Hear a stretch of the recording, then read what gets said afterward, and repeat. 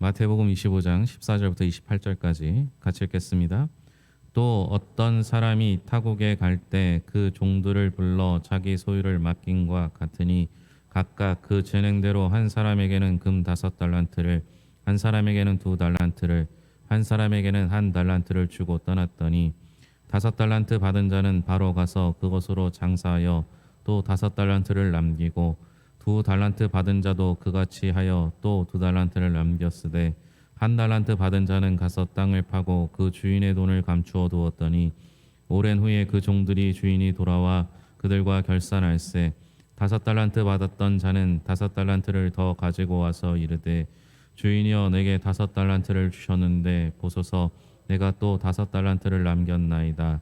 그 주인이 이르되 잘하였도다 착하고 충성된 종아 내가 적은 일에 충성하였음에 내가 많은 것을 내게 맡기리니 내 주인의 즐거움에 참여할저다 하고 2달란트 받았던 자도 와서 이르되 주인이여 내게 2달란트를 주셨는데 보소서 내가 또 그 달란트를 남겼나이다. 그 주인이 이르되 잘하였도다 착하고 충성된 종아 내가 적은 일에 충성하였음에 내가 많은 것을 내게 맡기리니 내 주인의 즐거움에 참여할지어다 하고 1달란트 받았던 자는 와서 이르되 주인이여 당신은 굳은 사람이라 심지 않은 데서 거두고 해치지 않은 데서 모으는 줄을 내가 알았으므로 두려워하여 나가서 당신의 달란트를 땅에 감추어 두었었나이다. 보소서 당신의 것을 가지셨나이다. 그 주인이 대답하여 이르되 악하고 게으른 종아 나는 심지 않은 데서 거두고 해치지 않은 데서 모으는 줄로 내가 알았느냐. 그러면 내가 마땅히 내 돈을 취리하는 자들에게나 맡겼다가 내가 돌아와서 내 원금과 이자를 받게 하였을 것이니라 하고 그에게서 그 1달란트를 빼앗아 10달란트 가진 자에게 주라. 아멘. 찬양대에 찬양 읽겠습니다.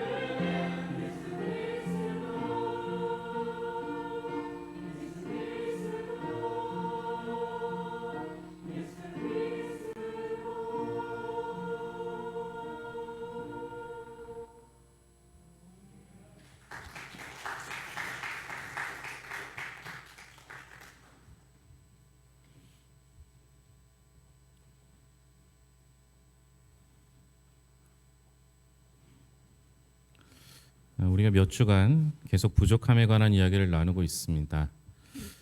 부족한 것도 맞고 연약한 것도 맞죠. 문제는 그 부족함에 대해서 스스로 어떻게 대처하느냐에 따라 우리의 삶이 달라진다는 겁니다. 부족하기에 포기하거나 부족하기에 좌절하거나 절망하는 것이 아니라 나는 부족하나 우리 하나님은 능히 하실 수 있기에 하나님을 의지합니다 라는 고백 가운데 나아가면 하나님께서 우리를 사용하실 줄로 믿습니다.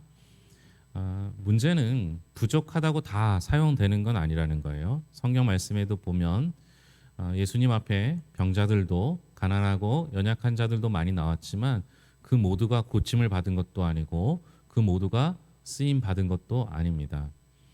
누구는 쓰이고 누구는 고침받고 누구는 하나님께서 채워주셨지만 어떤 이들은 또 그와 반대로 고침받지도 채움받지도 못했던 이들도 있습니다. 그 기준이 무엇이라고 생각되십니까? 우리는 흔히 하나님은 왜 나만 미워하시는지, 왜 하나님은 나만 힘들게 하시는지, 하나님은 정말 내가 힘들고 어려울 때 어디 계시는지 묻곤 하지 않습니까? 그럴 때마다 하나님은 늘 여러분들 곁에 계셨고 단 한 번도 떠난 적 없이 여러분들과 함께 하시겠다 말씀하셨습니다. 심지어 졸지도 주무시지도 아니하시고 우리를 붙잡아 주신다 말씀하셨습니다. 그런데 왜 우리가 그걸 느끼지 못하고 살아갈까요? 여러 가지 이유가 있겠지만 지난주부터 함께 살펴본 바에 의하면 우리가 잘못된 것에 속고 있는 거죠. 쉽게 말하면 부족함의 아류들에 대해서 속고 있는 겁니다. 주님은 나의 최고봉이라는 책에서 주님만이 우리의 더 베스트 원, 유일하신 최고가 되는 거예요. 그러나 우리는 최고가 되기 위해 사는 것이 아니라 최선을 다하는 사람이 되어야 한다라고 설명하고 있습니다. 여러분, 우리가 아무리 노력한다고 해도 최고가 될 수는 없어요. 저는 우리가 작은 예수가 되자 말하는데요. 사실은 그건 잘못된 생각이라고 생각합니다. 우리가 어떻게 해야 예수가 될 수 있겠습니까? 예수님을 닮아갈 수는 있겠지만 예수님처럼 되지는 못할 겁니다. 그때까지 우리는 우리의 삶 가운데서 우리가 이끌어가는 그 하나님의 능력 가운데서 하나하나를 발견하고 하나님께 의지하며 살아가는 방법을 배워야 합니다. 다만 그냥 부족하면, 그냥 연약하면 쓰임받을 거라는 기대를 해서는 안 되는 거죠. 그 첫 번째 아류들은 겸손과 열등감이었습니다. 여러분, 우리는 겸손하면 하나님께 쓰임 받지만 열등감을 가진 사람은 하나님 앞에 쓰임 받을 수가 없습니다. 그럴 수조차 없는 거죠. 그러면서 제가 설명드렸던 거에 의하면 여러분 지난주에 기억하실지 모르겠지만 믿음에 대해서 여러 가지 설명을 할 수 있지만 믿음이란 하나님이 만드신 나를 바라보는 것, 이것이 믿음이라고 설명을 드렸어요. 하나님께서 나를 만드신 그것을 보면서 하나님께서 나를 만드신 목적, 방법, 그리고 하나님의 형상대로 지음받은 걸 이해한다면, 하나님께서 나를 얼마나 사랑하시는지, 귀하게 창조하셨는지 알게 된다면 하나님을 의지하고 하나님 앞에 절망할 수가 없는 거죠. 그러나 믿음이 아닌 건 뭐냐? 하나님이 지으신 남을 바라보는 것이 믿음이 아닌 거라고 설명을 드렸습니다. 여러분, 우리는 어떤 사람과 비교할 때요, 대부분 다른 사람의 재능이나 뭐 이런 것들은 나보다 낮은 사람과 비교할 때가 많아요. 그래서 자기가 우월감을 가지려고 하는 경우가 많죠. 그러나 환경이나 가진 것들은요, 자기보다 많은 사람들과 비교할 때가 많아요. 그러니까 반대로 이거죠. 나는 환경이 부족해서 지금 이렇게 사는 거야 라고 생각하면서 나보다 더 좋은 환경을 가지고 금수저를 가지고 태어난 사람이거나 아니면 많은 것, 더 부유하거나 더 건강한 사람과 비교해서 열등감을 가질 때가 있다는 거죠. 우리 하나님께서는 우리를 지으실 때 남과 비교하라고 지으신 것이 아니라 내게, 나를 위하여 최선을 다하여 우리를 지어주셨고 그렇게 살기를 바라셨던 겁니다. 그래서 우리가 가지지 말아야 될 생각이 있다면 열등감입니다. 남과 비교할 이유가 뭐가 있어요? 하나님이 나를 지으신 그 사실을 믿고 사는 거죠. 자꾸만 환경을 탓하려고 하다 보면 남과 비교하게 되는데요. 그 모습은 버리는 게 좋습니다. 두 번째는 기다림, 인내와 나태함, 게으름의 차이입니다. 우리는 흔히 주님을 의지한다고 하면 기다릴 수 있어야 합니다. 주님의 때를 기다린다는 것, 인내하는 것이죠. 이것이 믿음의 한 종류입니다. 하지만 기다린다고 해서 막상 아무것도 하지 않고 기다리는 것을 의미하지 않습니다. 우리는 하나님의 때를 기다립니다. 주님의 재림의 때를 기다립니다. 그러면 그때까지 우리는 최선을 다하여 살아가야 합니다. 그러나 주님은 언제 오실 거니까, 언제든 오실 거니까 그때까지 우리는 그냥 편안하게 있다가 주님 오실 때를 맞이하면 된다. 제가 어렸을 때 그런 생각을 했었어요. 주님이 언제 오시는지만 알 수만 있다면 그 전날 믿으면 믿음으로 구원받을 거라는 생각을 했었거든요. 저는 그건 가능하다고 생각하지만 그러면 그때까지 여러분들의 삶은 어떨까요? 우리의 최종의 목표는 천국에서 사는 것 맞습니까? 근데 제 생각은 조금 다릅니다. 우리는 천국에 사는 것 그 이상을 목표해야 합니다. 뭡니까? 천국에서 즐겁게 사는 걸 목표해야 합니다. 예수 믿으면 천국 갑니다. 여러분들 예수 믿으시죠?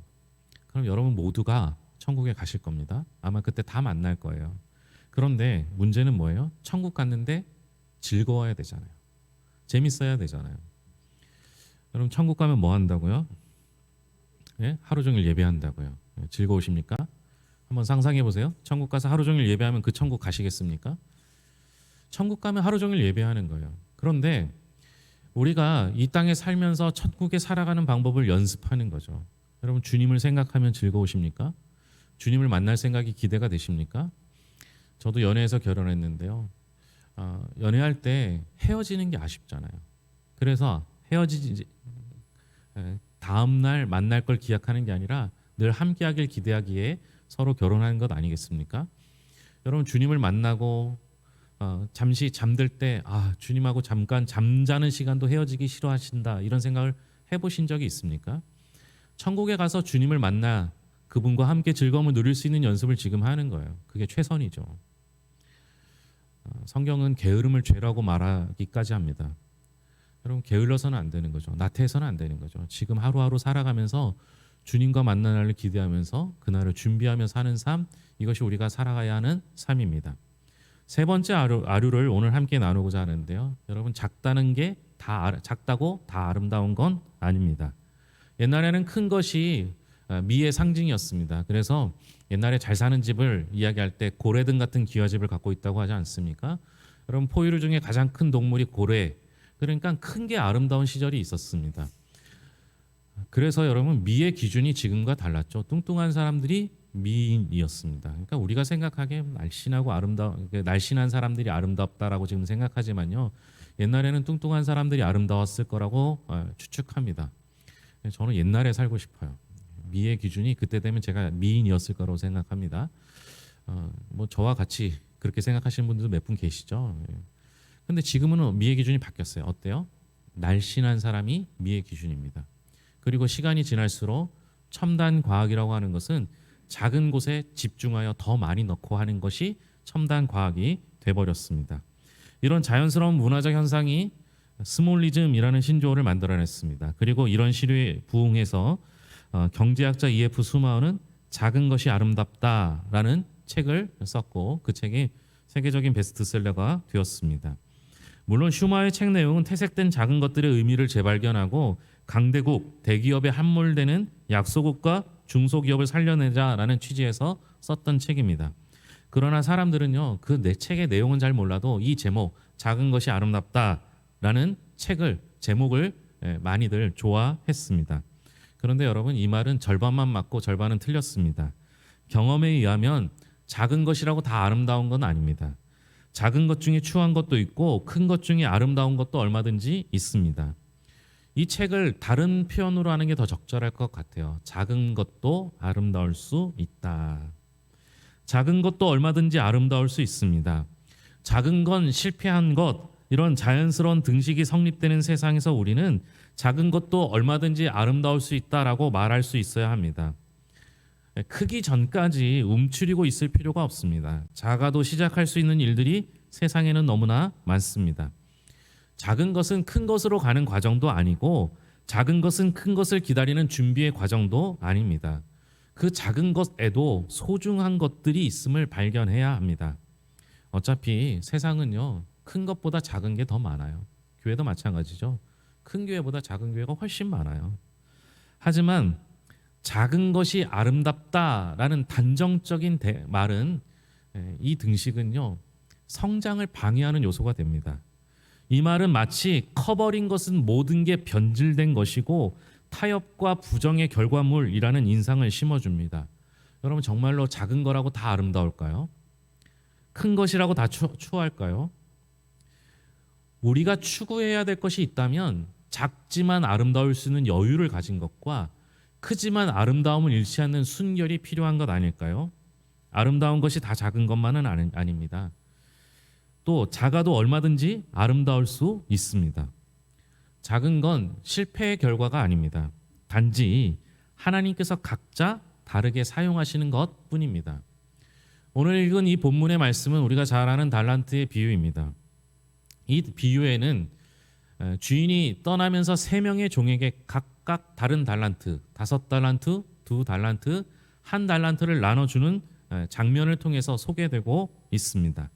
그리고 오늘 말씀을 풀어가는 핵심은 그 달란트를 각각 다르게 나눠준 이유를 설명하고 있음을 보아야 합니다.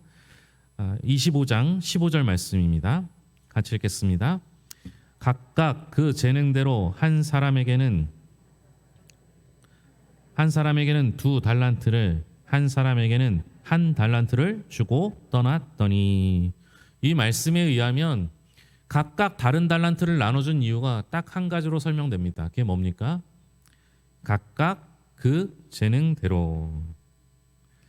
이 구절을 읽으면서 우리는 자연스럽게 어떤 생각을 가집니까? 1달란트 가진 사람은 재능이 작고 5달란트 받은 사람은 재능이 크다라는 생각을 가지고 계시지 않습니까? 하지만 달란트 비율을 전체적으로 살펴보아도 누가 더 재능이 크다라는 설명은 없어요. 그러니까 5달란트 받은 사람이 더 재능이 크다라는 설명이 없는 겁니다. 그러니까 우리가 그동안 우리의 선입견으로 이 말씀을 이해했던 거죠. 아, 재능이 많으니까 더 많이 주셨구나, 이렇게 생각하는 겁니다. 그리고 재능이 적으니까 1달란트 주셨구나, 이렇게 생각한다라는 거죠. 그런데 어디에도 재능이 많아서 많이 주고 재능이 적어서 적게 줬다라는 설명이 나오지 않습니다. 오늘 말씀을 이해하는 그 방법 중에 하나는 우리가 이렇게 생각했던 것도 틀렸다는 얘기가 아니죠. 그렇게 생각할 수도 있고요. 또 다른 방법이 있다면 역으로 한번 생각해 볼 필요가 있다라는 겁니다. 우리 하나님을 가장 잘 표현하는 설명 중에 하나가 우리 아버지라고 생각합니다. 하나님께서는 우리 아버지 되십니다. 아버지의 마음으로 생각해 본다면, 그래서 이 말씀에 적용해 본다면 조금 더 다른 생각도 할 수 있다라고 봅니다. 여러분들에게 자녀가 셋이 있어요. 그 세 자녀 중에 첫째는 책임감도 강하고 똑똑하고 재능도 있습니다. 그냥 놔둬도 잘 먹고 잘 살 거라고 생각할 정도로 그렇게 걱정 없는 큰아들입니다. 그에 비해 셋째는 어디다 내놔도 자꾸만 신경 쓰이고 불편합니다. 과연 사람 구실을 하고 살 수 있을지 걱정되기도 합니다. 여러분이라면, 여러분들이 이 세 자녀의 부모라면 맏아들에게 더 많은 걸 주시겠습니까? 아니면 그 셋째, 막내에게 더 많은 것을 주시겠습니까? 사람마다 다른 표현을, 다른 생각을 할 수 있겠죠. 제 얘기를 한번 해볼까요? 우리 집이 딱 제 형제가 셋입니다. 형이 있고 제가 있고 여동생이 있습니다. 우리 형은 성실한 편입니다. 꾸준하기도 하고요. 그래서 어렸을 때부터 성실하게 공부를 했습니다. 제 생각이지만 머리는 제가 더 좋은 것 같아요. 우리 형이 저보다 머리는 나쁜 것 같은데 성실함은 못 이기겠더라고요. 그래서 형은 성실하게 공부했고 엘리트 코스를 밟아서 지금도 엘리트적인 목회를 하고 있는 것 같아요. 제가 보기엔 그래요. 근데 저는 사람을 좋아하고 노는 걸 좋아했습니다. 아무리 머리가 좋아도 그러면 공부는 잘 못하더라고요. 그래서 누구나 말하는 엘리트 코스를 밟지 못했습니다. 우리 아버지가 판단하기에 첫째가 더 걱정이 될까요? 둘째인 제가 더 걱정이 될까요? 예? 굳이 얘기 안 하셔도 저는 알고 있습니다. 그래서 우리 아버지가 제게 취했던 행동이 있는데 그것이 걱정되는 둘째를 먼저 담임 목사로 만든 것입니다. 형보다 한 7년 정도 먼저 담임 목사가 되었죠. 아버지 생각에는 둘째가 빨리 담임이 되어서 자리를 잡기를 바라셨던 것입니다. 물론 다른 이유도 있겠죠. 이와 비슷하지 않을까요? 유대인들의 속담에 의하면 고기를 주지 말고 고기를 주는 것보다 고기 잡는 방법을 가르치라라고 말하는 속담이 있습니다. 유대인들이 그럴 수밖에 없는 건 2000년 동안 그들은 자기 땅을 가지지 못한 나라였습니다. 그래서 현금을 가지기보다 땅을 갖는 것보다 오히려 그것을 버는 방법을 사용하는 방법을 알려주었던 것이죠. 언제 쫓겨날지도 모르고 언제 빼앗길지도 모르는 땅을 자녀들에게 물려주는 것보다 현금과 땅을 구할 수 있는 지혜, 능력, 방법을 알려주었던 것입니다. 그러니 노벨상 전 세계 3분의 1이 유대인들이 받는 것 어쩌면 당연할 수도 있습니다. 지금껏 제가 설명했던 이 법칙을 이해한다면 주인이 한 달란트를 준 종은 가장 많은 재능을 지녔을지도 모릅니다. 반면에 5달란트 받은 사람은 가장 적은 재능이 있기에 많은 것을 주어야 했을지도 모릅니다. 한 달란트가 한 달란트의 재능으로 이해되는 오늘 우리는 이 달란트 비율을 다시 한번 생각해 봐야 합니다. 한 달란트 받았다고 절대로 한 달란트 인생이 아님을 알아야 합니다. 작은 교회에서 목회한다고 작은 목사가 아닙니다. 큰 교회에서 신앙생활 한다고 큰 믿음을 가진 신앙인은 아닙니다. 오히려 작은 교회에서 신앙생활하고 저처럼 많이 부족하고 아직 완성되지 않는 목회자와 함께 신앙생활하는 여러분들은 더 큰 믿음이 필요할 거라고 생각합니다. 그러면 여러분들은 더 큰 믿음의 소유자가 아니겠습니까? 크기에 목회나 믿음이 결정되는 건 아닙니다. 그런데 그렇게 오해하는 경우가 많아요. 제가 미자립 교회로 4년 동안 지원을 받으면서 생활을 했습니다. 그런데 어느 날 우리 교회를 후원해 주던 교회와 또 와서 여러 가지 사역으로 도와줬던 교회들이 있는데요. 제일 컸던 교회는 한 10만 명 정도 등록된 교회였습니다. 어마어마한 메가 처치죠. 그 교회 성도들이 왔는데요. 어떤 분이 참 독특한 거예요. 저를 너무 무시하더라고요. 제가 뭐라고 하려다가 그 후원이 끊길까 봐 말을 못했어요. 근데 그분이 와서 저한테 자꾸 이렇게 막 뭐라고 하고 저를 무시하더라고요. 근데 그분의 행동이나 말이나 이런 것들을 보면요. 그분이 그렇게 믿음이 있는 건 아니에요. 근데 무슨 생각을 갖고 있느냐? 자기는 큰 교회에서 왔기 때문에 믿음이 크다. 그래서 너는 작은 교회 후원받는 교회 목사니까 너는 작다. 이렇게 생각하고 있는 것처럼 보였어요. 그럼 그게 맞을 수도 있지만 아닐 수도 있는 거예요. 여러분들의 교회가 여러분들의 믿음을 보장하지 않아요. 우리 교회가 작다고 여러분들의 믿음이 작을 수는 없어요. 우리 교회가 작다고 여러분들의 믿음이 반드시 큰 것도 아니지만 우리의 믿음은 교회의 크기로 우리가 가진 것으로 그걸로 판명되는 건 아닙니다. 작다고 다 아름다운 건 아니죠. 그러나 작다고 다 작은 것도 아닙니다. 그 작음의 결과가 나의 나태함과 게으름의 결과라면 그건 문제가 있죠. 그러나 5달란트처럼 큰 것을 받아도 성실히 자신의 임무를 수행한다면 얼마든지 칭찬받을 수 있고 재능이 많음에도 불구하고 그것을 잘 감당하지 못한다면 얼마든지 주님께 책망받을 수도 있는 겁니다. 한 달란트 받은 사람은 주님에 대해서 이해하고 있었어요. 이 3명의 종들 중에서 주님에 대해서 이야기하는 사람은 한 달란트 받은 사람밖에 없어요. 오히려 그는 주님에 대해서, 주인에 대해서 더 정확한 사실을 파악하고 있었던 재능이 많은 사람일 수도 있다라는 얘기입니다. 그런데 그는 주님이 주신 것을 자기가 품고 무엇을 한 것이 아니라 그냥 땅에 묻어두었던 것이죠. 사랑하는 성도 여러분, 여러분들이 어떠한 모습을 가지고 있든 작든 크든 주님이 주신 것이 있는 건 다 분명합니다. 주님께로부터 받은 것이 없는 사람은 단 한 사람도 없습니다. 그런데 주님께로 받은 그 크기에 따라서 여러분들을 평가하는 것이 아니라 받은 그것을 내 품 안에 품고 어떤 결과물을 만들어냈으면 좋겠습니다. 그래서 그 결과물로 주님 앞에 섰을 때 주님께 잘하였도다 착하고 충성된 종아, 이 평가를 받는 여러분들이 될 수 있기를 바랍니다. 기도하겠습니다.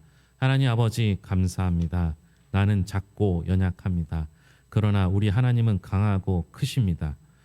우리의 힘을 의지하면 작고 연약할 수밖에 없지만 하나님 의지하면 크고 강한 일들, 어떤 어려움도 이겨낼 수 있으리라 기대합니다. 우리 교회는 작지만 하나님께서 함께 하시기 때문에 많은 일들을 감당할 수 있습니다. 하나님 아버지, 저는 부족하지만 하나님께서 쓰셔서 하나님 말씀을 대언할 수 있습니다. 우리는 부족하지만 하나님께서 우리에게 사랑과 은혜를 부어주셔서 하나님의 일들을 감당하고 우리의 삶으로, 우리의 입술로 복음을 증거하며 살 수 있습니다. 이렇게 주 앞에 있는 모습 그대로 나아가게 하시고 주님이 쓰셨을 때 주님의 능력이 나타나는 일들이 넘쳐나게 하여 주시옵소서. 다른 사람 비교하지 않겠습니다. 겸손히 주 앞에 서겠습니다. 게으르지 않고 주님 다시 만나는 그날까지 잘 준비되어서 주님 만났을 때 기쁘고 행복하게 살아가겠습니다. 크기에 좌우되지 아니하고 맡겨진 일들 잘 감당케 하여 주셔서 주 앞에 섰을 때 잘하였도다 착하고 충성된 종아 칭찬받게 하여 주시옵소서. 하나님 아버지, 그럼에도 불구하고 우리의 눈 앞에 당장 힘든 일들이 있습니다. 고통받는 영혼들이 있습니다. 건강 때문에 아파하고 정말 힘들게 재활하는 이들이 있습니다. 여러 가지 경제적인 어려움 때문에 고통받는 영혼들, 앞으로가 걱정되고 염려되는 이들이 있습니다. 하나님 아버지, 주 앞에 엎드리게 하시고 주님의 손길을 경험하게 하여 주시옵소서. 오늘도 우리에게 은혜 베풀어 주신 하나님께 감사드리며 모든 것을 예수님의 이름으로 기도합니다. 아멘.